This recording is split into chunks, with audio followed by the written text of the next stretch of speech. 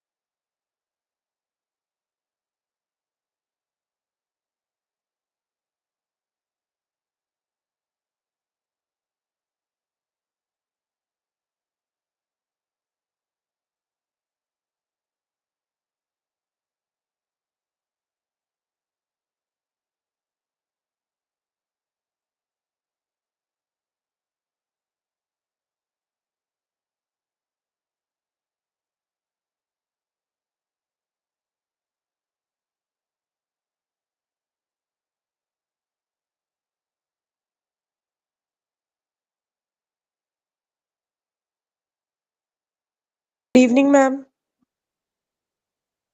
Good evening ma'am. Good evening ma'am. Good evening बच्चों, good evening. Yes, good evening ma'am. Good evening दिया। बच्चों assignments कर रहे हो ना आप लोग?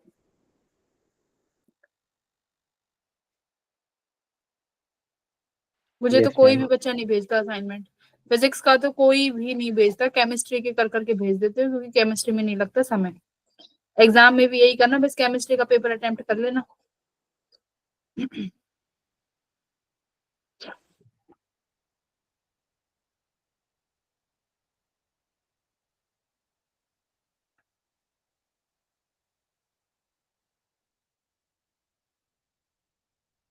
क्या पढ़े आज?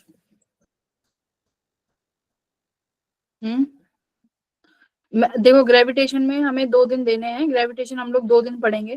तो आज मैं तुम्हें जितने भी उससे रिलेटेड जो भी कंटेंट है ग्रेविटेशन से रिलेटेड, जो भी फॉर्मूलेज यूज होते हैं, क्या क्या चीजें ध्यान में रखनी होती है, मैं वो कराऊंगी। कल हम लोग लगाएंगे अच्छे अच्छे क्वेश्चंस। ठीक है, इस ओके तरीके मैम। से हर चैप्टर को। अब क्योंकि देखो मैकेनिक्स तक जो था, एनएलएम तक, वो मैंने क्लास में कई बार करा दिया था, इसलिए मैंने वहां पर थोड़ी ज्यादा नहीं कराई। अब हर चैप्टर को हम लोग कैसे करेंगे, एक दिन तो हम लोग पढ़ेंगे पूरा कॉन्सेप्ट, अगले दिन हम लोग करेंगे उसके क्वेश्चंस। अब से हर चैप्टर ऐसे ही होगा। जैसे कि अब तुम्हारा फ्लूइड्स आएगा, तो मुझे पता है फ्लूइड्स तो आदतों को थोड़ी तो बिल्कुल ही नहीं आती होगी, है ना? तो अब यस मैम। तो अब हर चैप्टर ऐसे ही शुरू होगा। पहले थ्योरी करेंगे, उसके बाद हम लोग करेंगे एक दिन क्वेश्चन। तो स्ट्रेटेजी में थोड़ा चेंज है। चलो, तो ग्रेविटेशन ग्रेविटेशन के बारे में देखो, इलेक्ट्रोस्टैटिक्स पढ़ लिया। 50% ग्रेविटेशन तुम्हारा वहीं पे कंप्लीट हो गया। 50 क्या 80% हो गया, है ना? तो ग्रेविटेशन सेम टू सेम तुम्हारा इलेक्ट्रोस्टैटिक्स से मिलता जुलता है ग्रेविटेशन। कुछ कुछ फॉर्मूले अलग है। देखो ग्रेविटेशन में क्या होता है, पूरा ग्रेविटेशन यूनिवर्स पे ही बेस्ड है। मतलब कि कोई भी दो मैसिव ऑब्जेक्ट्स एक दूसरे को अट्रैक्ट कर रहे होंगे। क्या बोला है कि कोई भी जो मास है एक दूसरे को अट्रैक्ट करते हैं, है ना? यही तुम्हारा न्यूटन्स लॉ ऑफ ग्रेविटेशन क्या कहता है कि कोई भी दो पॉइंट मासेस हैं, उनके बीच में लगने वाला जो फोर्स है उसको ही बोला गया है फोर्स ऑफ ग्रेविटेशनल फोर्स। अब देखो होगा क्या, ये दोनों पॉइंट, ये जो फॉर्मूला है ये पॉइंट मासेस के लिए ही सुटेबल है। अगर पॉइंट मासेस नहीं है तो हम लोग इस फॉर्मूले को नहीं लगा सकते। बट देखो ये फॉर्मूला जनरली लगता किन के लिए है, जो हमारी कैसी बॉडीज हैं, सोलर सिस्टम में, है ना? सोलर बॉडीज हैं, उनमें जाके हमारा ये फॉर्मूला लगता है। अब उनका जो डिस्टेंस है वो इतना बड़ा होगा कि उसमें जो ये ऑब्जेक्ट है, स्फेरिकल ऑब्जेक्ट, ये पॉइंट साइज ही एक्ट करते हैं, है ना। ये ऑब्जेक्ट भाई किसी भी अर्थ की रेडियस ले लो 6700 किलोमीटर्स। अब सन से अर्थ तक का डिस्टेंस ले लो, एयू में चला जाता है, एस्ट्रोनॉमिकल यूनिट। तो कहाँ यस मैम, एयू यस और मैम। कहाँ किलोमीटर्स, कहाँ एयू कहाँ किलोमीटर्स। तो ये चीजें एक दूसरे, तो वो जो अर्थ का जो डिस्टेंस है, जो रेडियस है, वो as a point size act करेगा फॉर द सन का डिस्टेंस। तो इसलिए हम लोग इन फॉर्मूले को आराम से लगा सकते हैं। अब देखो ग्रेविटेशनल फोर्स कैसा फोर्स है, कंजर्वेटिव फोर्स है नेचर में। Formula G m1 m2 r²। Conservative force है तो हमेशा कहाँ लगेगा, देखो लाइन ज्वाइनिंग द मासेस। अब यहाँ पर होगा क्या, यहाँ पर तुम्हारे पास दो मासेस हैं, ये एक दूसरे को, राधे राधे मैम। राधे राधे। हमने मैम क्या करवाया अभी तक आपने? थोड़ा सा लेट हो गया मैं। कुछ अभी कुछ नहीं कराया, बस जस्ट स्टार्ट कराया ग्रेविटेशन। तो ये मास एक दूसरे को अट्रैक्ट करेंगे, बट कैसे अट्रैक्ट करेंगे, एक line joining of the forces, मतलब जहां पर ये फोर्स एक दूसरे को सेंट्रली अट्रैक्ट कर रहे होंगे उसी डायरेक्शन में हमारा फोर्स लगेगा। फोर्स कैसा है, देखो अब इलेक्ट्रोस्टैटिक्स में तुम्हारे पास दो चीजें थी, रिपल्सिव, अट्रैक्टिव, उसी वजह से यस मैम। पोटेंशियल निकालते थे, पोटेंशियल एनर्जी अट्रैक्टिव होगी कैसी होगी, वहां पर थोड़ा सा झंझट था। यहाँ पर तुम्हें पता है ये अट्रैक्टिव ही है फोर्स, चाहे कुछ भी हो जाए फोर्स अट्रैक्टिव ही रहने वाला है। तो फोर्स ऑलवेज अट्रैक्टिव रहेगा। अब देखो superposition principle, superposition principle क्या है कि मान जैसे ये वाला जो फॉर्मूला है ये कब एक्ट करता है, जब हमारे पास सिर्फ और कुछ ना हो, सिर्फ दो ऑब्जेक्ट हो। अब ये दो ऑब्जेक्ट एक दूसरे पे कितना फोर्स एक्सर्ट करेंगे तब हमारा ये जो फॉर्मूला है ये वैलिड है, ठीक है। जब और कोई आसपास कोई भी मास एक्ट ना हो तो ये फॉर्मूला हमारा एक्टिव है। अब देखो यहाँ पर जो ये ग्रेविटेशनल कांस्टेंट है, ये इसकी वैल्यू ना इंडिपेंडेंट है किस मीडियम में रखा हुआ है। जैसे इलेक्ट्रोस्टैटिक्स में एप्सिलॉन नॉट था, वो मीडियम पे डिपेंड करता था। यहाँ पर तुम्हारे पास ये फॉर्मूला है, चाहे मासेस को उठा के कहीं भी रख दो, लिक्विड में रख दो, वैक्यूम में रख दो, कहीं भी रख दो, forces between two masses will not remain, will not change. ये क्या रहेगा, सेम ही रहेगा। क्या, जी की वैल्यू क्या रहने वाली है, ग्रेविटेशन कांस्टेंट हमेशा सेम ही रहने वाला है। अब सुपर पोजिशन प्रिंसिपल में क्या होगा, मान लो तुम्हारे पास बहुत सारे मासेस हैं और तुम्हें पर्टिकुलर एक पॉइंट पे निकालना है, तो हम क्या करेंगे, इस मास का इस मास के साथ फोर्स निकालेंगे, इसका इसके साथ। जैसे मान लो F01 निकाला तो G m0m1/r01²। ये F01 वेक्टर, ऐसे ही F02, ऐसे ही F03 वेक्टर। टोटल फोर्स किसके बराबर होगा, इन सारे सम के वेक्टर सम के बराबर। यही क्या है, सुपर पोजिशन प्रिंसिपल है कि सबका अलग अलग निकालो और सबको वेक्टरली ऐड कर दो। तो ऐड कैसे करेंगे, वेक्टरली। किस किस तरीके के क्वेश्चन आते हैं एक बार देख लेते हैं, कहाँ कहाँ से क्वेश्चन आएंगे। पहला तो यही ग्रेविटेशनल फोर्स, दूसरा फील्ड से क्वेश्चन आ जाएंगे, ठीक है। तीसरा ग्रेविटेशन फील्ड हो गई, कॉन्टिन्यूअस बॉडीज के लिए फील्ड से क्वेश्चन आ जाएंगे। फोर्थ कहाँ से क्वेश्चन आते हैं, तुम्हारा सबसे ज्यादा पोटेंशियल एनर्जी से, ठीक है, वहां से क्वेश्चन आ जाएंगे। पांचवा एस्केप स्पीड, ऑर्बिटल स्पीड, यहां से। Fourth conservation of angular momentum, conservation of angular momentum. ये छह कॉन्सेप्ट है जहां से क्वेश्चन आएंगे। सॉरी सातवां भूल गई, वेरिएशन ऑफ जी, है ना।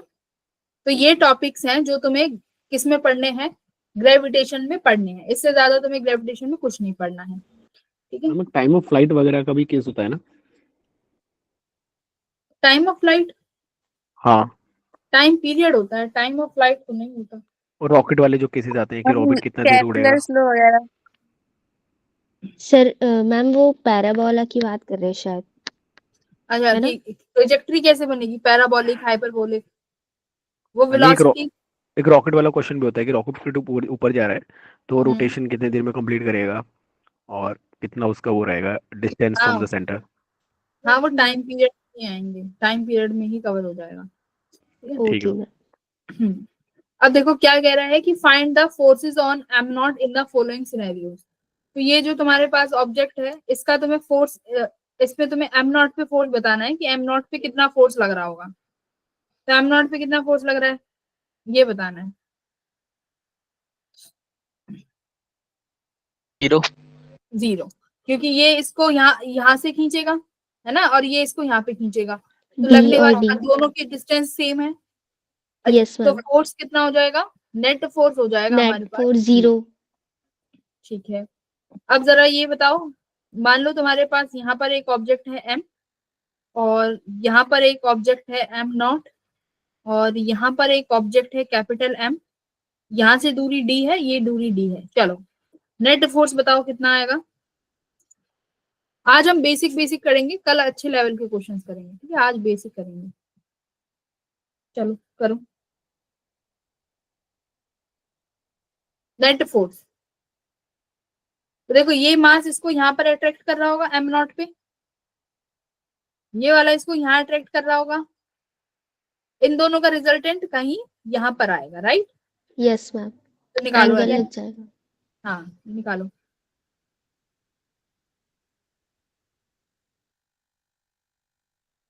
एकदम 90 डिग्री पे है m दोनों, √2 बस। g capital M m0 divided by d square.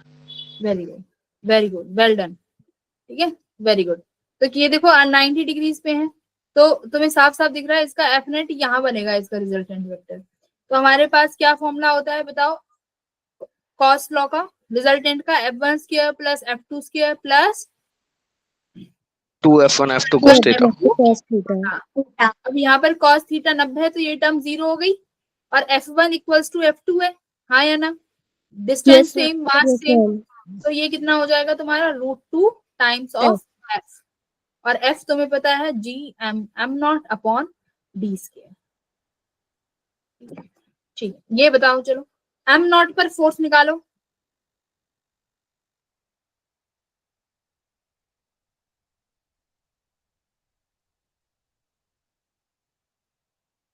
यहाँ पर अब तुम्हारे पास सबसे आसानी है, तुम्हें डायरेक्शन का झंझट ही नहीं है, बस अट्रैक्टिव फोर्स लगानी है।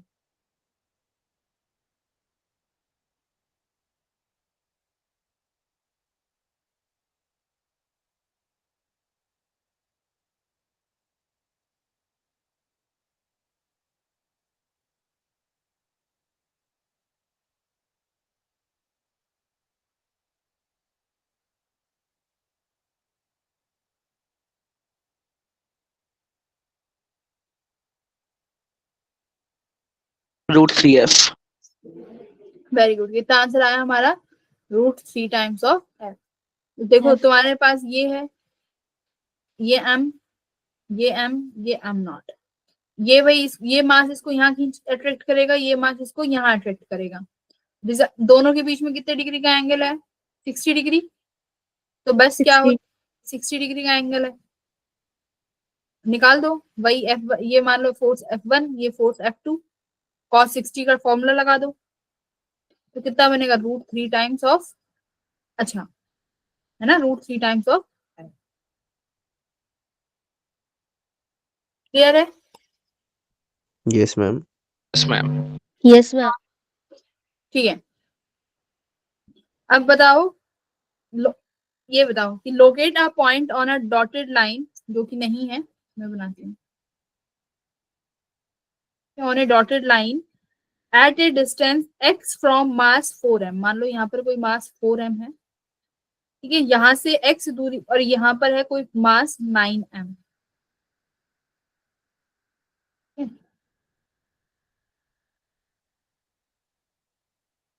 चलो टोटल डिस्टेंस इनके बीच में है d। तो देखो क्या कह रहा है, कोई भी फोर्स फील ना हो, इसका मतलब क्या है, किसी ब्लॉक पर, मान लो यहाँ पर कोई ब्लॉक है m0, इसको ये ऐसे खींचेगा अपनी तरफ, ये इसको ऐसे खींचेगा, तो दोनों के जो फोर्सेस हैं कैंसिल आउट हो F1 जाएंगे। के बराबर होने चाहिए बस। तो ये सेम हमने क्वेश्चन इलेक्ट्रोस्टैटिक्स में भी करे हैं, करिए। इनका इफेक्ट तो फिर कैंसिल हो जाएगा ना। मैम फिर से हाँ तो जीरो नहीं होता? तभी तो फोर्स को फील नहीं करेगा ना। तो एक्स की वैल्यू बताओ कि 4m से ये लेकिन मास यहाँ पे जो तो है, एक ही चार्ज है ना, लेकिन 4m का। क्यों 9m भी तो रखा है, ये रहा ना 9m, हम दो लेकिन मास। क्वेश्चन में कहाँ गिवन है? ये डायग्राम था, डायग्राम मिसिंग था, ठीक है, डायग्राम ओके मिसिंग। मैम। हाँ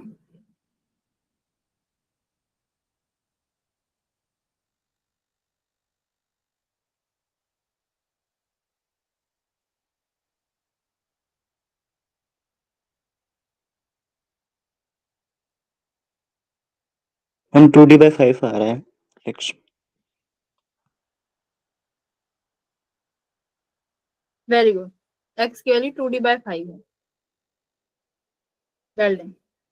तो कैसे करेंगे, देखो तुम्हें सिंपल सी बात है, F1 F2 के बराबर करना है। तो F1 कितना फोर्स होगा, G m not 4m upon x square.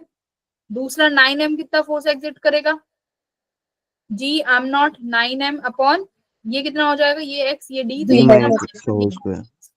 बस कैसे सॉल्व कर दोगे, जो चीजें कैंसिल हो रही है कैंसिल कर दो। ये आया यहाँ पे 4/9 equals to x upon d minus x, इसका होल स्क्वायर ले लो और तुम इसका भी स्क्वायर कर सकते हो, यानी ये हो जाएगा 2/3 equals to x upon d minus x. ठीक है, सॉल्व कर लो इस इक्वेशन को। तो 3x equals to 2d minus 2x, तो 5x इक्वल्स टू 2d। तो x की वैल्यू आ जाएगी 2d/5।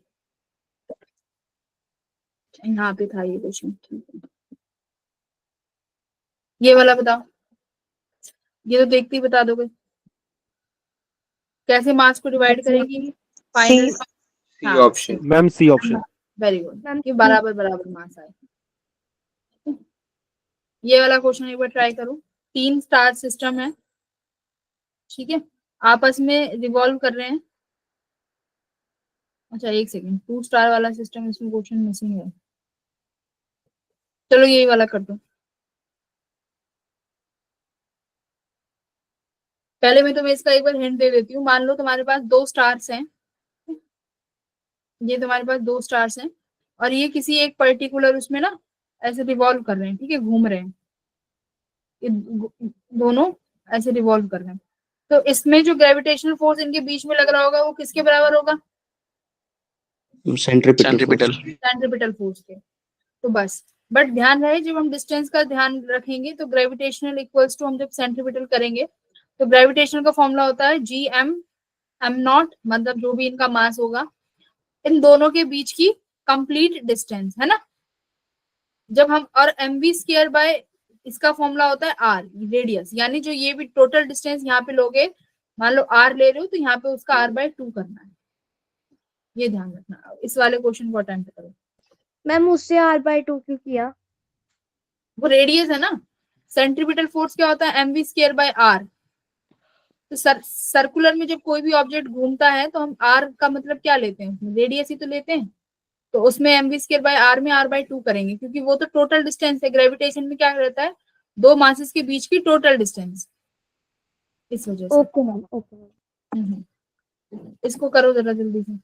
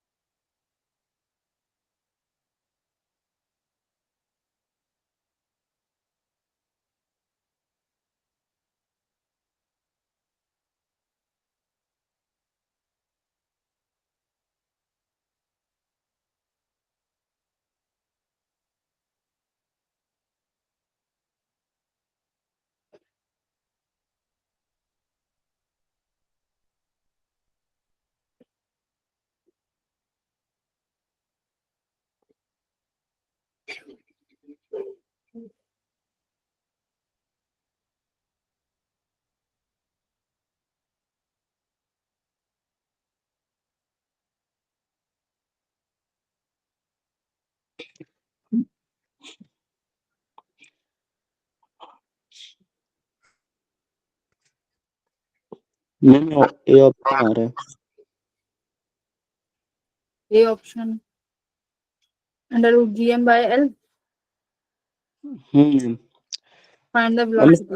इसका वेरी गुड, रेडियस l/√3 लेंगे ना। Very good, very good. तो एफ नेट किसके बराबर कर देंगे, एफ नेट सेंट्रीपिटल के बराबर कर दिया होगा। Centripetal, very good, F net को सेंट्रीपिटल फोर्स के बराबर कर देंगे। सेंट्रीपिटल कौन सा फोर्स है, कहाँ एक्ट कर रहा होगा, टुवर्ड्स सेंटर।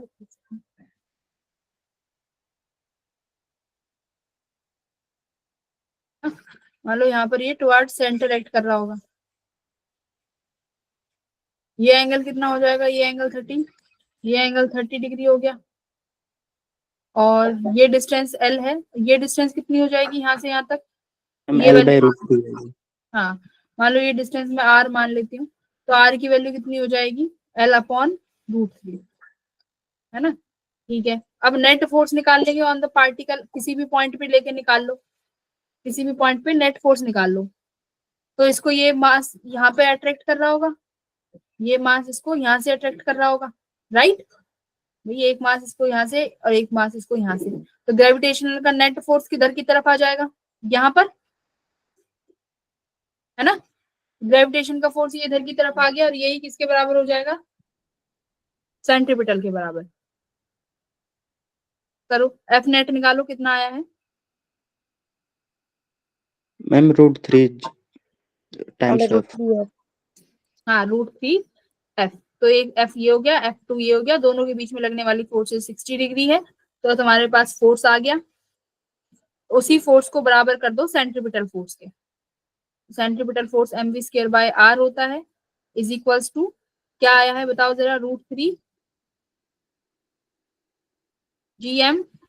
हाँ बोलो बोलो क्या हुआ, मैम आपने बोला सेंट्रीपिटल फोर्स अंदर लगेगा, मैम एक यहाँ बाहर, ये मैंने रिजल्टेंट फोर्स बनाया है, this is the resultant force.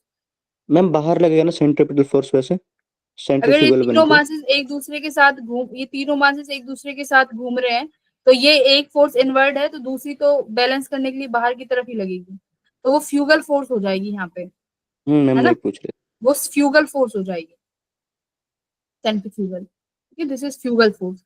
तो √3gm²/L², तो यहाँ से हम वैल्यू निकाल लेंगे v की, r को चेंज कर लेना किसी टर्म्स में, ठीक है। देखो 2 स्टार सिस्टम हो, 3 स्टार सिस्टम हो, टाइम सब में कॉन्सेप्ट क्या लगा है, वही लगा है, किसका, सेंट्रीपिटल फोर्स का। अब आ जाते हैं फील्ड पे। देखो फील्ड, फील्ड भी बताइए, फील्ड क्या होगा, अगर तुमने फोर्स पढ़ लिया तो फील्ड, फील्ड किसकी वजह से है, मास की वजह से। भाई कितने रीजन में अगर कोई पार्टिकल को मैं एंटर कराती हूँ, तब उसका फोर्स जो है मुझे फील होगा, फोर्स एक्सपीरियंस, कितना फोर्स एक्सपीरियंस होगा, वही क्या है, ग्रेविटेशनल फील्ड है ना।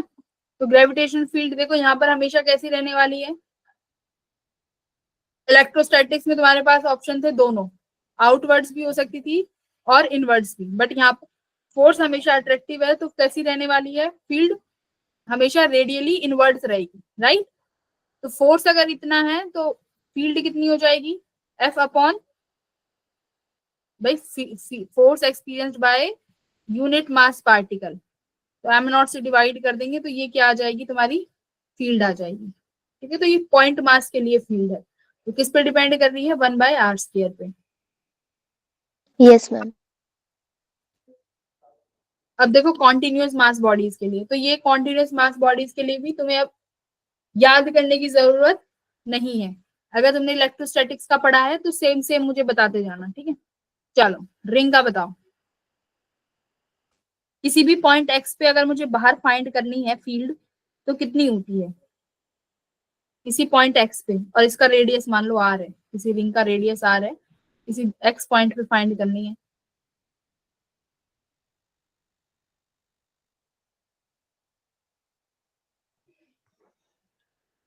हम K की जगह G लगा देंगे बस, और चार्ज की जगह मास। हाँ फॉर्मूला तो बताओ उसका, मैम वो gmx bye same r² / x² 3/2 power. नहीं नहीं, क्या कह रहे हो, जे, मैम gmx अपॉन में x² + r² की होल पावर 3/2। तो देखो यहाँ हमारे पास वो फॉर्मूला क्या होता था, वही इसी से निकालते हैं, के क्यू एक्स अपॉन ये डिस्टेंस एक्स है, और ये रिंग की रेडियस, देखो कैसे करते थे इसको देखो,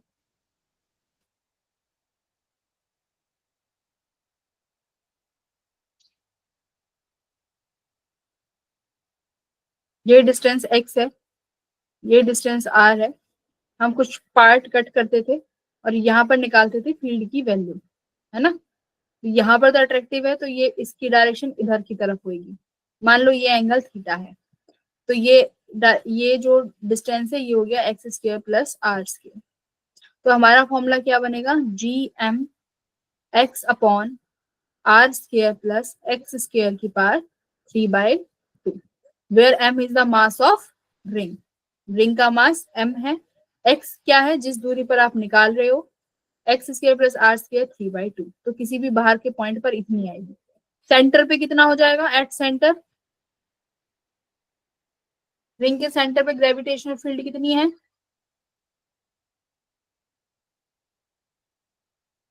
भाई एक्स की वैल्यू कितनी हो जाएगी सेंटर पे, एक्स की वैल्यू 0। 0 हो गई, तो जीरो। सेंटर पे ग्रेविटेशनल फील्ड 0। तो 0 सेंटर, हाँ, तो रिंग के सेंटर पे चाहे इलेक्ट्रोस्टैटिक फील्ड हो या ग्रेविटेशनल फील्ड हो, तुम्हारे सेंटर पे फील्ड 0 हो जाती है। अच्छा, मैक्सिमम पॉइंट बताओ, maximum value of field, r/√2। r/√2। Very good, maximum value of field हो जाएगी r/√2। और कितनी होगी मैक्सिमम, एक्स की जगह हम r/2 रख देंगे, r/√2, तो हम वैल्यू भी निकाल लेंगे कि कितनी हो गई। अच्छा, अब इसका मुझे ग्राफ बना के दिखाओ कि ग्राफ क्या आएगा ग्रेविटेशनल फील्ड का और डिस्टेंस के बीच में, मैम कैसा ग्राफ आएगा। r/√2 तक बढ़ेगा और उसके बाद डिक्रीज होगा। हाँ, r/√2 तक इंक्रीज, फिर उसके बाद क्या हो जाएगा, देखो भाई, 0 पे ही तो सेंटर, सॉरी सेंटर पे ही तो 0 है, पर धीरे धीरे तो कुछ ना कुछ एक्स की वैल्यू आएगी और यस मैम। मैक्सिमम हो जाएगी r/√2 तक, फिर उसके बाद हमारा डिक्रीज होना स्टार्ट हो जाएगा। ठीक है, उसके बाद इस तरीके का ग्राफ हमारा कुछ आएगा। तो पहले तो हमारी सेंटर से पे तो 0 है, फिर ये इंक्रीज हो रही है, उसके बाद जाके डिक्रीज हो गई, फिर उसके बाद देखो ये इंफिनिटी की तरफ जाता हुआ। तो ये तुम्हारा ग्राफ है। अच्छा, इसके बाद देखो ग्रेविटेशनल फील्ड में तुम्हें ज्यादा नहीं पढ़नी है, कॉन्टिन्यूअस बॉडीज, एक रिंग, एक सॉलिड स्फीयर और एक होलो स्फीयर, बस 3 पढ़नी है, उससे ज्यादा नहीं पढ़नी। होलो स्फीयर का बताओ, अगर किसी पॉइंट पी पर बाहर अगर मुझे फील्ड निकालनी है और इसका रेडियस अगर आर है तो क्या होगा,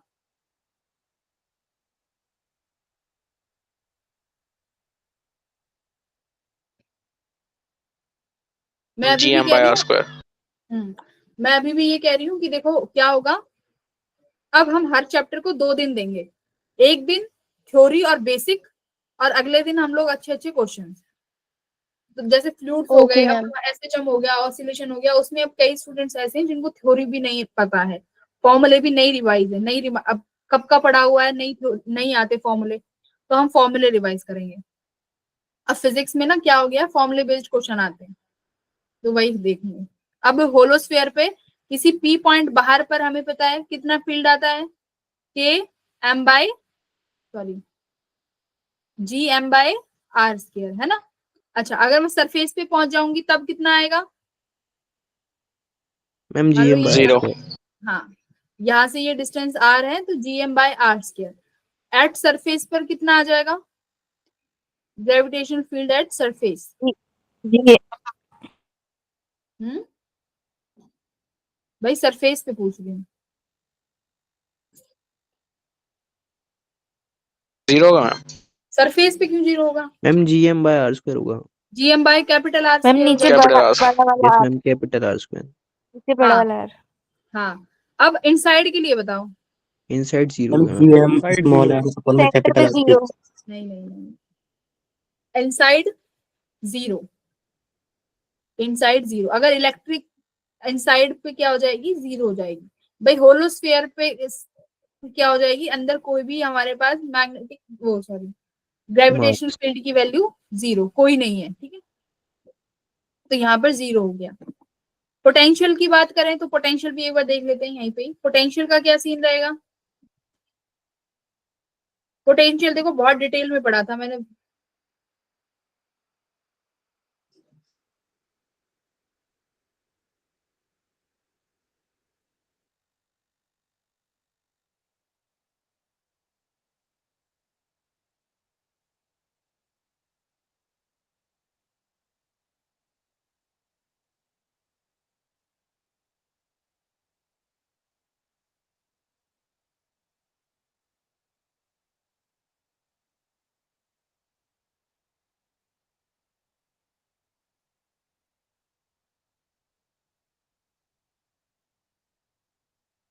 भाई अंदर फील्ड पोटेंशियल क्या होता है?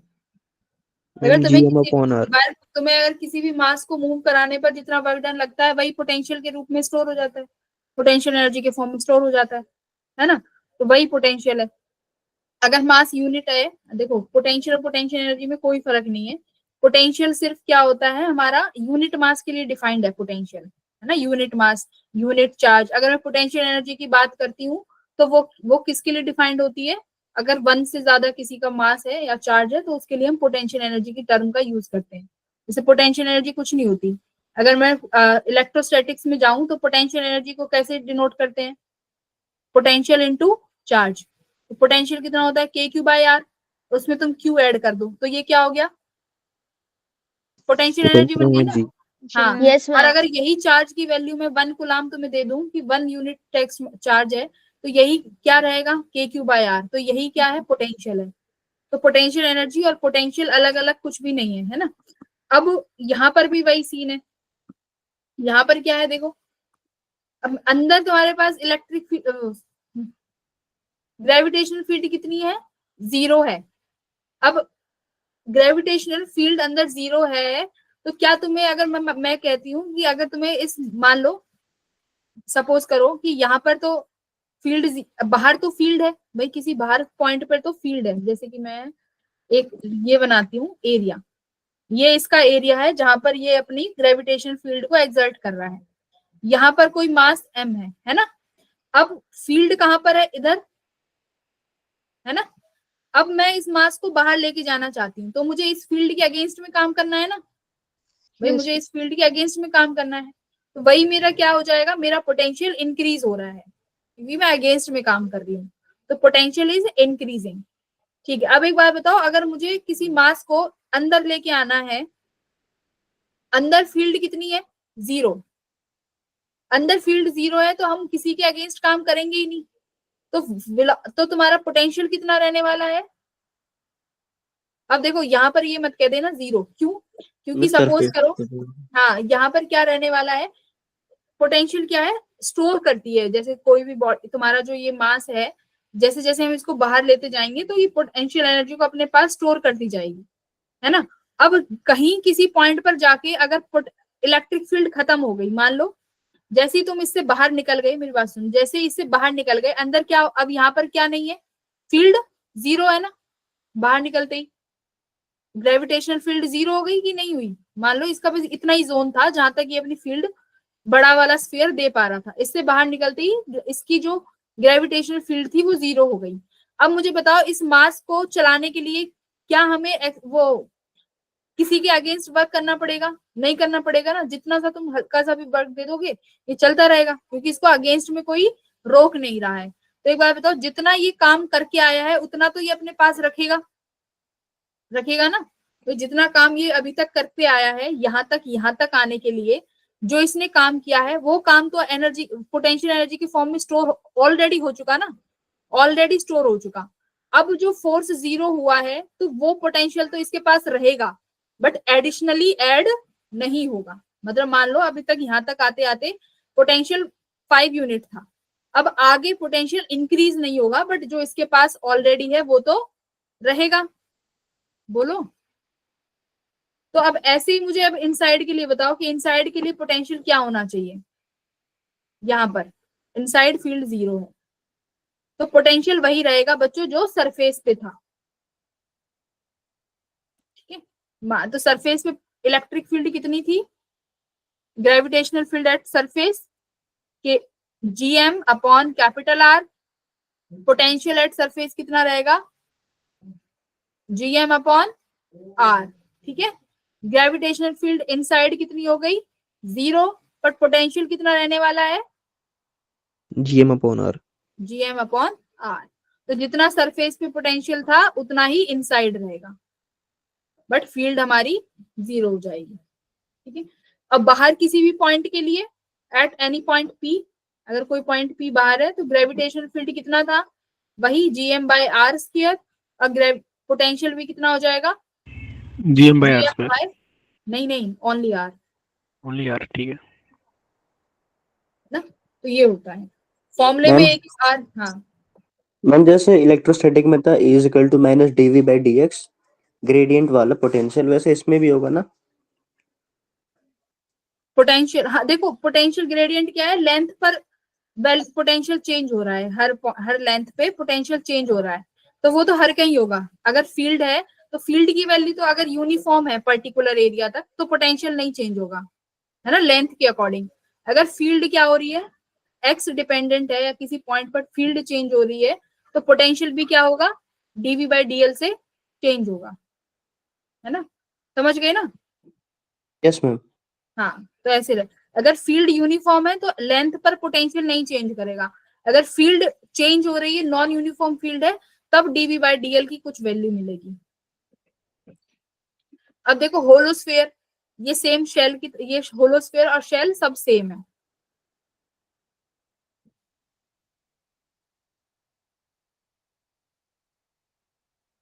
अब सॉलिड स्फीयर का बताओ, सॉलिड स्फीयर में क्या होती थी, ग्रेविटेशनल इलेक्ट्रोस्टैटिक फील्ड, उसी पे ही सेम फॉर्मूला है, इसका चिपका दो। बाहर के लिए क्या होती थी, अगर कोई पॉइंट बाहर है पी पॉइंट और इसकी रेडियस आर है और ये डिस्टेंस सेंटर से लेके यहाँ तक आर है, तो कितना होना चाहिए gravitational field at point P, G M by are square ma'am. R square, है ना, और सरफेस पे भी वही हो जाएगी, जी एम बाय इसका radius R square.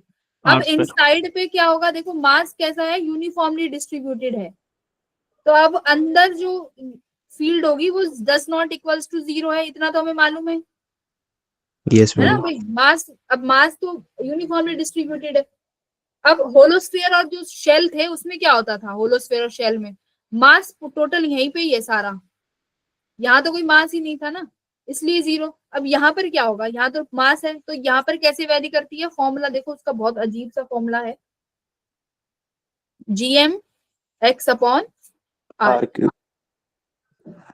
GM x upon R cube. अच्छा उसमें भी बता दो मास डेंसिटी में, जैसे चार्ज डेंसिटी होती है जैसे मास डेंसिटी में बता दो। Half epsilon naught T square. वहां तो होता था sigma R upon 3 epsilon naught, है ना, चार्ज वाला। Yes ma'am. यहाँ पर कैसे बनाएंगे उसको, यहाँ पर शायद वो नहीं हो सकता, क्योंकि इसके लिए हम लोग क्या लगाते थे, GM by R, GM upon R cube. नहीं इसके लिए नहीं हो जाएगा, नहीं बनेगा वो फॉर्मूला, यहाँ पर यही फॉर्मूला रहेगा। तो बाहर कैसे है, एक्स पर देखो, इनसाइड जो फील्ड है वो एक्स पर डायरेक्टली डिपेंड कर रही है, तो डायग्राम का इसका ग्राफ कैसे बनेगा, ग्रेविटी और उसका डिस्टेंस के बीच में, पहले तो हाँ नहीं पहले तो इंक्रीज होगी, है ना, सेंटर तक। यस सर, फिर उसके, हाँ पहले इंक्रीज होगी, फिर उसके बाद क्या होने चली जाएगी, डिक्रीज। हाँ ये देखो पहले तो इंक्रीज हुई, फिर उसके बाद हमारी मैक्सिमम हुई और फिर उसके बाद डिक्रीज हुई। चलो तो इस तरीके का ग्राफ सॉलिड स्फीयर में, तो सिर्फ और सिर्फ स्पॉन्टेनियस बॉडीज के लिए ये 3 ही पढ़ने हैं। अब क्या है, देखो ग्रेविटेशनल फील्ड ऑफ अर्थ। अब एक्सीलरेशन ड्यू टू ग्रेविटी मुझे बताना है, एक्सीलरेशन ड्यू टू ग्रेविटी का फॉर्मूला क्या होता है, अर्थ कैसी स्फीयर है, सॉलिड स्फीयर है, यस मैम। हम ग्रेविटी का फॉर्मूला क्या लिखते हैं, GM by G M M upon में r square. GM by r अच्छा G M upon r square. हाँ देखो क्या है, मान लो ये तुम्हारी अर्थ है जिसका मास m है, ये छोटा सा क्या है, सरफेस पे क्या रखा हुआ है, कोई भी ऑब्जेक्ट जिसका मास m नॉट। r कौन सी डिस्टेंस होती है, अर्थ के सेंटर से अर्थ लेके की कोई भी सेंटर ऑब्जेक्ट से सरफेस पे रखा हुआ है ना, मान लो सरफेस पे मैंने ऑब्जेक्ट रखा हुआ है और सेंटर से लेके सरफेस तक की जो रेडियस है वो r है, तो अर्थ इस पर कितनी ग्रेविटेशनल फोर्स वो करेगी, G M naught upon R R square, है ना। अब देखो मैंने, मान लो ये यूनिट चार्ज है, मास है, मैं एम नॉट को इधर ले आती हूँ, F by M naught unit भी मत मानो, जो भी मास है एक्चुअल वो मैं इधर ले आई, G M by are square. F by M naught क्या होता है, intensity equals to G M by are square. यही क्या है, इंटेंसिटी। मतलब intensity acceleration due to gravity क्या है कि जो तुम्हारी अर्थ है उस ऑब्जेक्ट पर कितना इंटेंसिटी लगा रही है, लग रहा है, वही क्या है, ग्रेविटी। वही क्या है, acceleration due to gravity. Gravity. तो the gravitational field of earth is basically the acceleration due to gravity. Gravity. तो जी की वैल्यू जो ये ग्रेविटी जो हम पढ़ते आ रहे हैं, ये एक्चुअली में क्या है, ये कुछ नहीं है, जितना तुम्हारे उस ऑब्जेक्ट पर फोर्स लग रहा है, जो भी इलेक्ट्रिक वो ग्रेविटेशनल फील्ड लग रही है, वही हमारी ग्रेविटी ड्यू टू एक्सीलरेशन है, एक्सीलरेशन ड्यू टू ग्रेविटी। तो जी का फॉर्मूला देख लो क्या है, G M by are square. तो ये देखो, ये मास उस ऑब्जेक्ट के मास से इंडिपेंडेंट है ना, जिस पर लग रही है। तो ये ऑब्जेक्ट जिस भी ऑब्जेक्ट पे लगेगी उसके मास से इंडिपेंडेंट है, तभी हर ऑब्जेक्ट पर लगने वाली ग्रेविटी की वैल्यू क्या होती है, सेम होती है। चाहे कितना ही बड़ा मास हो, कितना ही छोटा मास हो, किसी का एरिया कम हो, किसी का एरिया ज्यादा हो, सब पे लगने वाली जी की वैल्यू क्या रहने वाली है, सेम रहती है। ठीक है, एग्री कर रहे हैं सब इसी पॉइंट से, सेम रहेगी। Yes ma'am. But acceleration due to gravity. अच्छा एक बात बताओ जरा, अगर मैं सरफेस से ऊपर जाती हूँ, मान लो रेडियस क्या होती है, पहले बात तो ये सुनो कि रेडियस होती क्या है।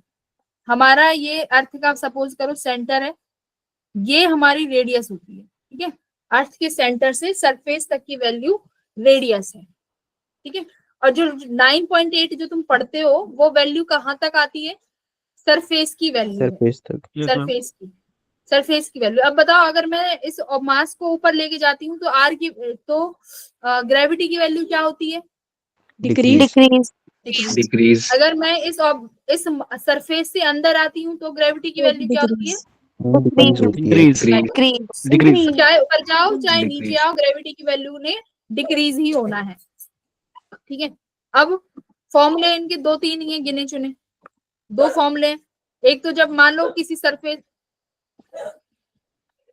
ये मेरा रेडियस आर है, अब इस ब्लॉक को किसी ऑब्जेक्ट को उठा के इधर ले गई, मान लो ये सरफेस से h हाइट ऊपर है, तो ग्रेविटी की फॉर्मूला होता है G M by are square. तो कितना हो जाएगा ये, G M upon R plus H square, है ना। जो ग्रेविटी होती है वो सेंटर से एक्ट करती है, तो अगर हम हाँ। अर्थ के सरफेस से सेंटर में जाएंगे तो जी तो फिर बढ़ना चाहिए ना। नहीं, ग्रेविटी की वैल्यू घटती चली जाएगी। देखो जैसे इसमें फिर से वो ऊपर सॉलिड्स जा के रहे हैं तो घटना समझ में आता है, लेकिन अगर सेंटर से फोर्स एग्जीक्यूट हो रहा है तो हम फोर्स के तो बहुत पास जा रहे हैं ना। फोर्स के पास कैसे जा रहे हैं। क्योंकि फोर्स का जो वो अर्थ के सेंटर से फोर्स लग रही है, हम्म, तो फिर हम जब अर्थ के वो ग्राउंड में नीचे जाएंगे तब तो फोर्स बढ़ना चाहिए क्योंकि उसके पास जा रहे हैं। और अगर सरफेस जो है उससे ऊपर जा रहे हैं तो फिर तो डिक्रीज होना अर्थ चाहिए। क्या है, सॉलिड स्फीयर है ना। हाँ। तो फॉर्मूले के अकॉर्डिंग देखे तो फॉर्मूले के अकॉर्डिंग तो देखो घटती जा रही, फॉर्मूले के अकॉर्डिंग क्या होना चाहिए, सेंटर पे आते ही जीरो हो जानी चाहिए। तो हाँ, सेंटर पे सेंटर आते पे ही, जीरो हो जानी चाहिए। हाँ और अगर सेंटर सेंटर पे से ऊपर रहेगा तो मान लो मतलब अगर मैं ये तुम, कहना चाहता हूँ कि जैसे अर्थ का सरफेस है जहाँ पे हम्म, हम खड़े रहते हैं, तो वहां पे जो ग्रेविटी की वैल्यू कम होगी, लेकिन अगर मैं सेंटर के पास चले जाऊं थोड़ा सा तो ज्यादा होनी चाहिए। सेंटर नहीं के मतलब पास, सेंटर पर नहीं।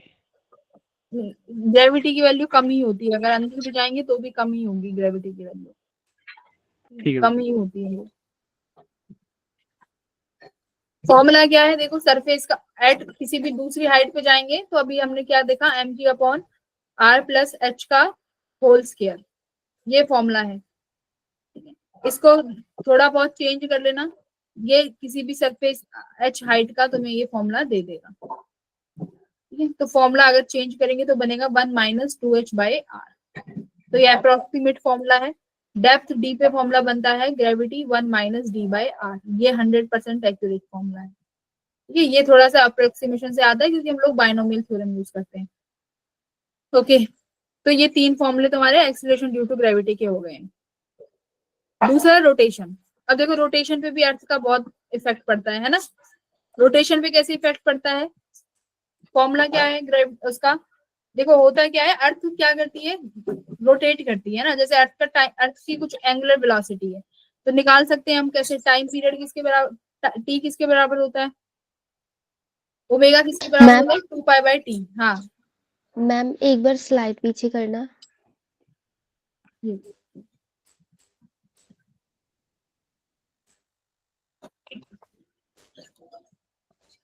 Okay ma'am. ठीक है, देखो अर्थ क्या करती है, रोटेट करती है, तो अर्थ का कुछ टाइम पीरियड है, कितना टाइम पीरियड है भाई रोटेशन का, 2 pi by rotation 2 pi time period, तो टाइम पीरियड कितना है 24 आवर। तो ऐसे करके हम अर्थ का जब ओमेगा निकालते हैं 24 आवर 60 मिनट 60 सेकेंड करके, तो ओमेगा की जो वैल्यू होती है ना, बहुत बहुत बहुत बहुत कम आई, बहुत छोटी वैल्यू आती है, बहुत छोटी। तो जो ये रोटेशन का जो अर्थ की रोटेशन से जो ग्रेविटी पर जो इफेक्ट आता है ना, वो एक्चुअली में बहुत कम होता है, क्योंकि अर्थ का जो ओमेगा है वो बहुत कम है। बट कैलकुलेट कर, अगर ज्यादा एंगुलर वेलोसिटी से अगर घूमेगी तब जाके इसका इफेक्ट जो होगा वो बहुत देखने को हद तक ज्यादा मिलेगा।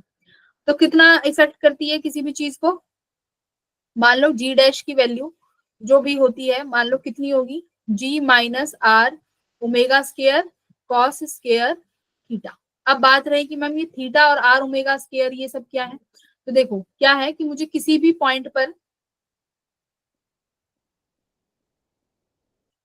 यहाँ पे समझाती हूँ, मान लो ये हमारी अर्थ है ना, हमारे अर्थ यहाँ पर इक्वेटर होते हैं और ये हमारे पोल्स रहने वाले हैं, ये इक्वेटर हो गया, ये पोल हो गया। अब अर्थ का साइज कुछ ऐसा है कि इक्वेटर की तरफ से थोड़ा बल्जिंग है और पोल्स की तरफ से थोड़ा सा हमारा ये फ्लैट है, इस तरीके से हमारी अर्थ का साइज है। अब हमने फॉर्मूला लिखा है G dash equal to G-R omega cos square theta, है ना, ये हमने एक फॉर्मूला लिखा है R omega square cos square theta. अब ये थीटा क्या है, देखो ये इक्वेटर से मान लो तुम्हें किसी भी पॉइंट पर वैल्यू निकालनी है कि यहाँ पर ग्रेविटी की वैल्यू क्या होगी, तो यहाँ पर क्या लेंगे, इस पॉइंट से हम अर्थ पर एक एंगल ड्रॉ करेंगे कि ये एंगल जो है इक्वेटर से कितना एंगल ड्रॉ कर रहा है ना, कि अर्थ, क्योंकि अर्थ किसके अबाउट घूमती है, अर्थ की एक्सिस ऑफ रोटेशन किसके अबाउट है, इक्वेटर के अबाउट घूमती है ना अर्थ।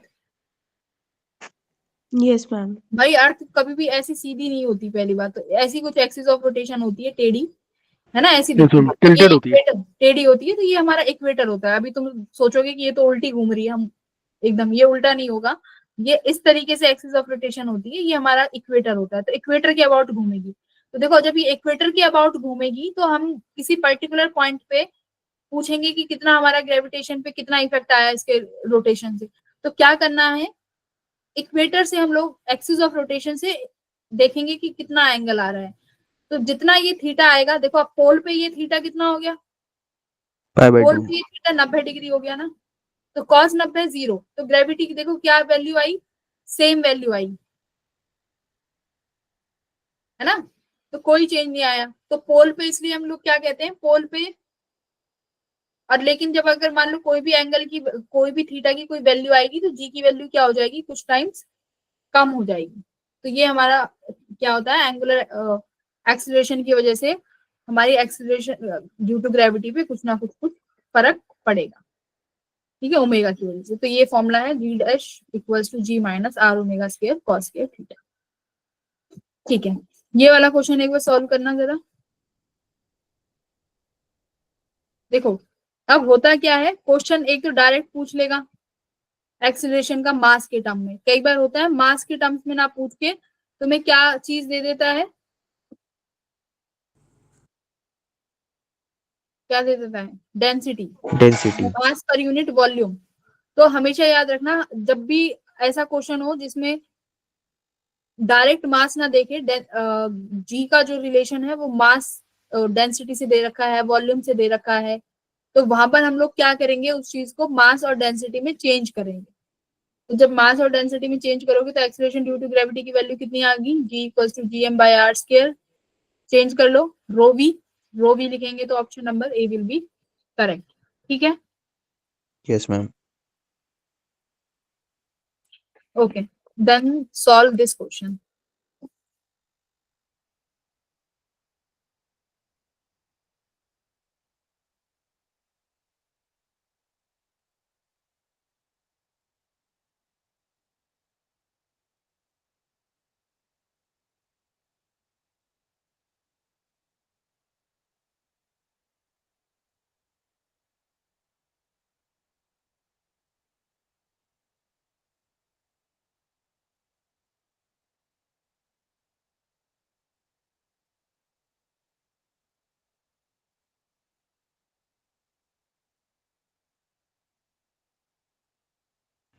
मैम ऑप्शन ए।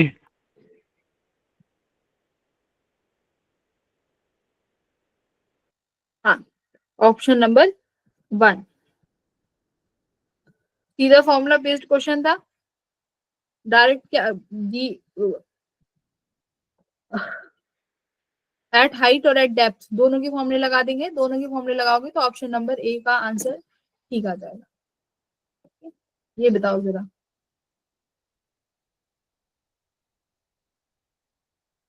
Ma'am option D. नहीं, अभी तो पढ़ाया है। मैम सी। C option. ही कैसे हो सकता है? मैम आर तक इंक्रीज करेगा फिर। अच्छा कैसे नहीं, increase ma'am option A. Decrease option B. करेगा। सारे ही बोल दो, सब तो बता दिए। तो फॉर्मूला तो तुमने पढ़ा ही है ना, gmx अपॉन आर क्यूब। तो x तो लीनियरली हो गई ना ग्रेविटेशनल फील्ड। मैम सी वाली होगी, option B. Straight line, sorry हाँ। बी वाली। यस मैम, बाद gm by R B. Square से बढ़ेगा। तो एक बार उसके बाद ये थोड़ा सा ग्राफ ना यहाँ से ये ऐसे आ गया, ये थोड़ा सा ऐसे ही आना था, ठीक है। यस मैम बी होगा। हाँ, थोड़ा सा गड़बड़ है, बट फिर भी पहचान सकते हैं कि यहाँ तक तो लीनियरली बढ़ेगा। मैम और ए उसके वाला बाद क्यों नहीं होगा? क्योंकि ए में तो लीनियर भी बढ़ रहा है और लीनियर भी डिक्रीज हो रहा है। सेकंड कहाँ बढ़ रहा है? दूसरा देखो, दूसरा भी कह रहा है कि लीनियरली डिक्रीज हो रहा है, तो लीनियरली डिक्रीज नहीं होगा ना। अच्छा ठीक है। हाँ, ठीक है, तो ऑप्शन नंबर बी एकदम सही है हमारा। चलो ये वाला बताओ, करो उसको सॉल्व। तो क्या कह रहा है? The angular speed of the earth so that the bodies on the equator में अपीयर वेटलेस। मतलब इक्वेटर पे कोई बॉडी रखी है, वो वेटलेस फील कर रही है, तो कितनी स्पीड से अर्थ को घूमना चाहिए?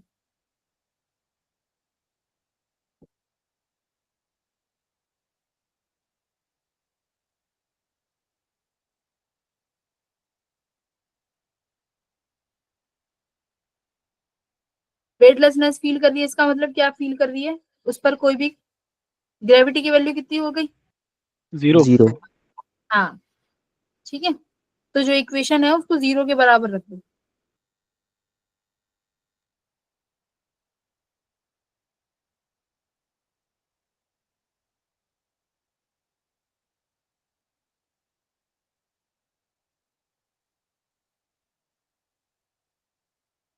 तो omega equals to under root ji by r आ गया होगा, है ना।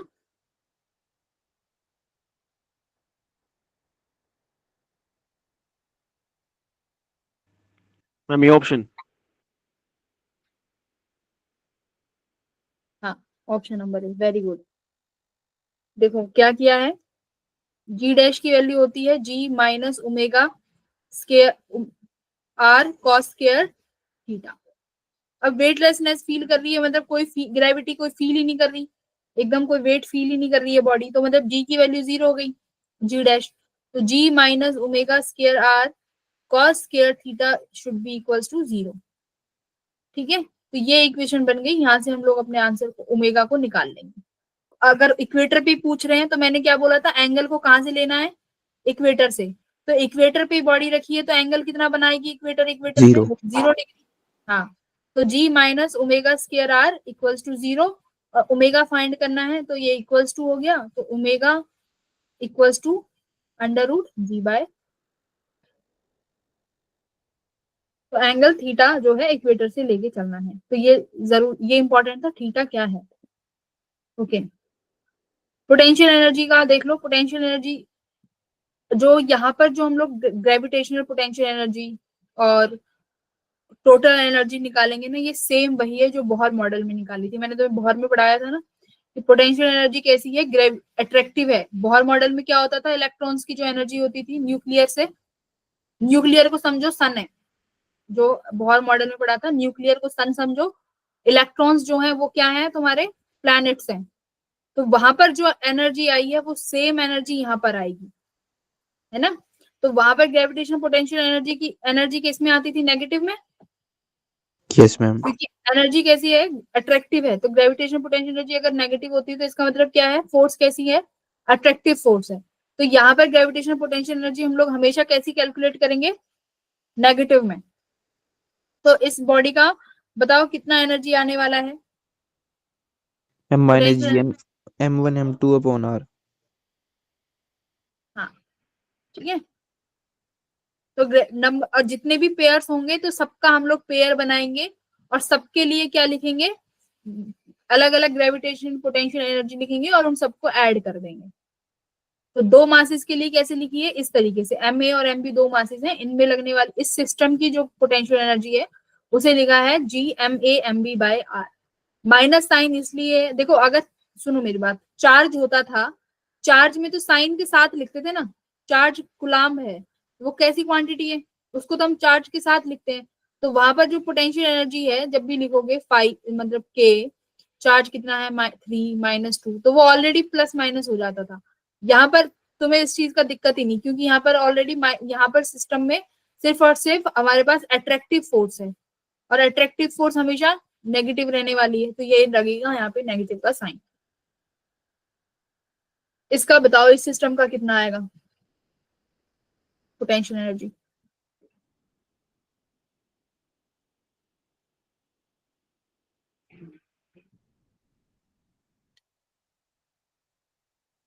पोटेंशियल एनर्जी हमेशा नेगेटिव साइन की चुनना ग्रेविटेशन में, हमेशा।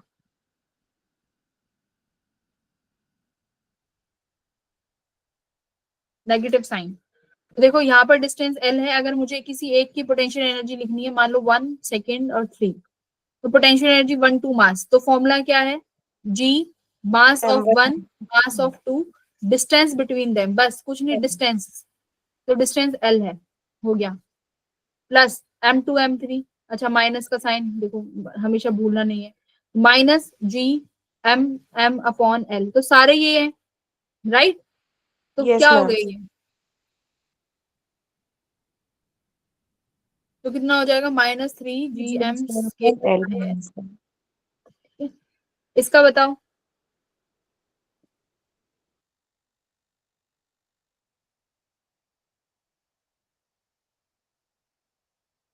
इसका मैम भी कर पीछे लेना। वाला समझ नहीं आया मैम, एक और बार बता दो, ट्रायंगल वाला। देखो पोटेंशियल एनर्जी का फॉर्मूला क्या होता है मेरे पास, फॉर्मूला होता है दोनों मासेस के बीच में दोनों मासेस के बीच में प्रोडक्ट और इन दोनों मासेस के बीच में कितना डिस्टेंस है, ये होता है फॉर्मूला। तो जी तो क्या हो गया फॉर्मूला पोटेंशियल एनर्जी का, G M square by L. तुम्हारे पास सेम कितने सिस्टम है, ऐसे 3 सिस्टम है, तो यस एक मैम। कितना है, तो पोटेंशियल एनर्जी 3 सिस्टम की वजह से कितनी हो जाएगी, -3 GM स्क्वायर बाय एल, ये पोटेंशियल एनर्जी हो गई, ठीक है। अब देखो एस्केप वेलोसिटी वाले क्वेश्चन, ये कल मैं तुमसे ऐसे क्वेश्चन भी कराऊंगी जब शेप चेंज वाले, जैसे इलेक्ट्रोस्टैटिक्स में करे थे कि शेप चेंज करेंगे तो कितना पोटेंशियल एनर्जी चेंज होगा, तो कल बहुत सारे क्वेश्चन करेंगे, कल की क्लास मत छोड़ना। अब देखो एस्केप वेलोसिटी वाले क्वेश्चन, एक बात ध्यान रखो, वेलोसिटी जब भी इनमें ग्रेविटेशन में वेलोसिटी से रिलेटेड क्वेश्चन आता है, हमेशा कंजर्वेशन ऑफ एनर्जी लगाना, हमेशा, जब भी, ज्यादातर केसों में बोल रही हूँ 80% केसेस में कंजर्वेशन ऑफ एनर्जी ही लगेगी। एस्केप वेलोसिटी का फॉर्मूला क्या होता है जरा बताना, √2 √2 अपॉन GR। आर, है ना, आर। तो ये जो फॉर्मूला आया है ये भी कैसे आया है, एस्केप वेलोसिटी से, मतलब कि तुम्हारे पास ये अर्थ है, ठीक है, ये अर्थ फील्ड है, उसके बाद ये उसकी कोई फील्ड नहीं है, और तुम इस फील्ड से जस्ट बाहर निकलना चाहते हो, इसकी फील्ड से जस्ट बाहर निकलना चाहते हो कि मतलब तुम पे जो अर्थ फोर्स लगा रही है वो फोर्स 0 हो जाए, ठीक है, जस्ट बाहर निकलना चाहते हो, तो वो मिनिमम एस्केप वेलोसिटी क्या है, वो मिनिमम वेलोसिटी, कि वो मिनिमम वेलोसिटी क्या होगी, यस है ना। Yes ma'am. अब इसके लिए भी देखो क्या लगाते हैं, कंजर्वेशन ऑफ एनर्जी, कि total energy initial equals to total energy final. अच्छा एक चीज मुझे प्लीज बता दो कि प्लैनेट्स की अगर मैं टोटल एनर्जी निकालूं तो पॉजिटिव आएगी कि नेगेटिव आएगी? पॉजिटिव। नेगेटिव। हाँ नेगेटिव आएगी। बहुत मॉडल में यही तो पढ़ा था कि टोटल एनर्जी जो आती थी नेगेटिव आती थी। नेगेटिव आने का मतलब क्या है, बाउंडिंग दिखा रहा है। बाउंडेड बाउंडिंग स्टेट है। मतलब जो भी तुम्हारा सैटेलाइट है, सैटेलाइट की अगर बाउंडिंग एनर्जी ये टोटल एनर्जी निकालोगे वो भी नेगेटिव, प्लेनेट की टोटल एनर्जी वो भी नेगेटिव। नेगेटिव एनर्जी मतलब कि जो तुम्हारे ये ऑब्जेक्ट्स हैं ये बाउंडेड फॉर्म में है। नेगेटिव मतलब इसी अमाउंट की अगर एनर्जी दे दोगे तो ऑब्जेक्ट बाहर चला जाएगा, फ्री टू मूव हो जाएगा, तो टोटल एनर्जी नेगेटिव आएगी। ओके तो टोटल एनर्जी इनिशियल फाइनल, तो इनिशियली देखो तुम्हारा ऑब्जेक्ट जब जा रहा है मतलब सरफेस से उड़ान भर रहा है तो इनिशियल एनर्जी कितनी देनी है, half M V E square, मतलब ये मैंने मिनिमम वेलोसिटी दी है जिससे पार्टिकल बाहर चला जाए, ठीक है। फाइनली इसकी काइनेटिक एनर्जी क्या हो जाएगी, देखो एस्केप वेलोसिटी है तो एस्केप वेलोसिटी में ध्यान रखना सिर्फ और सिर्फ इतनी वेलोसिटी ही देंगे कि पार्टिकल बाहर जाके किस पे आ जाए, रेस्ट पे, जैसे कि किसको देते हैं, सैटेलाइट्स को, है ना। सैटेलाइट को किस वेलोसिटी से मूव कराते हैं, एस्केप वेलोसिटी से। क्यों, क्योंकि जैसे ही वो इस फोर्स के बाहर जाएगा वो रेस्ट में आ जाएगा, मतलब उसके पास अब खुद की वेलोसिटी नहीं है, वो सिर्फ और सिर्फ किस फोर्स के कारण रोटेट करेगा, किसके कारण, ग्रेविटेशन फोर्स के कारण, और वही उसका क्या बनेगी, सेंट्रीपिटल फोर्स, ठीक है। तो सिर्फ और सिर्फ उतनी ही मिनिमम वेलोसिटी देंगे, तो फाइनली काइनेटिक एनर्जी कितनी हो जाएगी ऑब्जेक्ट की, 0, ठीक है। अब देखो r टेंड्स टू इंफिनिटी हो जाएगा क्योंकि बहुत दूर हाइट हो जाएगी, r टेंड्स टू इंफिनिटी, तो पोटेंशियल एनर्जी क्या हो जाएगी, gmm/r 0।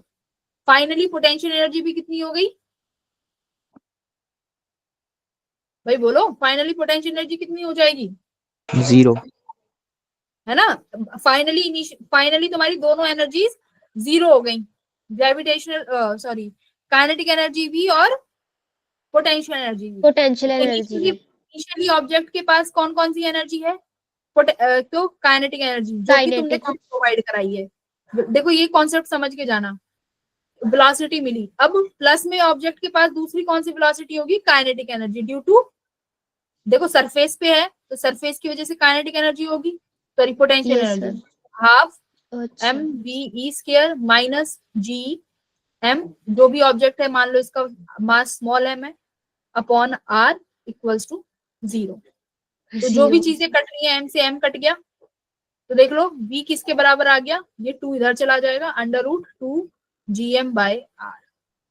हमेशा याद रखना जो ये r है ये कौन सा r रहेगा, यहाँ पे कौन सा r रहेगा हमेशा, रेडियस। r की रेडियस वाला, हाँ रेडियस वाला। अब चाहे वो तुम्हें सैटेलाइट की हाइट दे, उससे तुम्हें कोई फर्क ही, उससे तुम्हें एस्केप वेलोसिटी में कोई भी झंझट नहीं लेना है, क्योंकि हम इनिशियल पोटेंशियल एनर्जी की बात कर रहे हैं जो कि रेडियस की वजह से आई है, तो वो हो गई। अब देखो एक होता है दूसरी वेलोसिटी, जो एक सेकेंड वो भी समझ के जाना,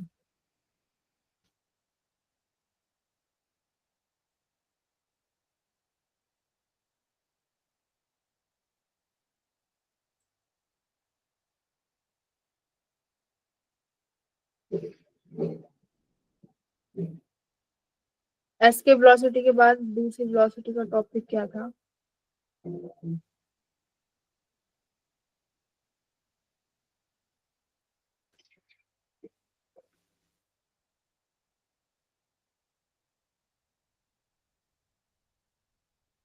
देखो जरा,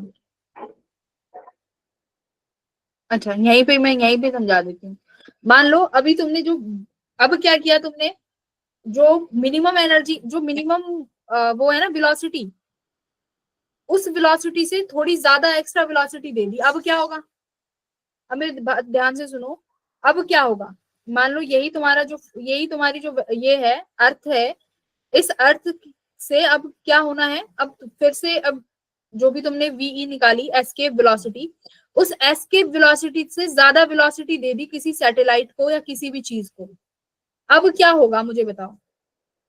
एस्केप वेलोसिटी में तो उस पार्टिकल के पास फाइनली वेलोसिटी कितनी हो गई थी, 0, है ना।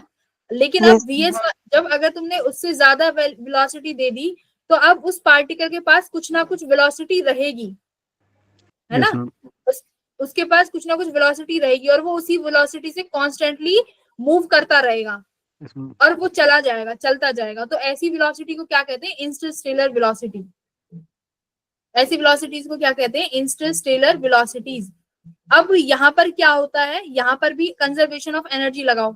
Initially kinetic energy half M V S square, मतलब इंटरस्टेलर वेलोसिटी दी, प्लस काइनेटिक और पोटेंशियल एनर्जी कितना हो गया, minus G M upon R. अब देखो फाइनली क्या फाइनली वेलोसिटी 0 हुई पार्टिकल की, फाइनल वेलोसिटी पार्टिकल की 0 हुई, नो मैम। सही हुई ना। हाँ, क्योंकि आपने एस्केप वेलोसिटी से ज्यादा वेलोसिटी दी है। तो जब एस्केप वेलोसिटी से ज्यादा यानी इंटरस्टेलर वेलोसिटी है तो पार्टिकल की फाइनल वेलोसिटी कुछ ना कुछ रहेगी, हाफ एम वी स्क्वायर। तो यहां से जब निकालोगे तो वो दूसरी वेलोसिटी आएगी, वो एक बार हम वो कैलकुलेट कर लेना, ठीक है। उसकी वैल्यू एक बार मैं फॉर्मूला देख देती हूँ, यहाँ डायरेक्टली रिटर्न है तो मेरे हिसाब से तो नहीं होगा फॉर्मूला रिटर्न।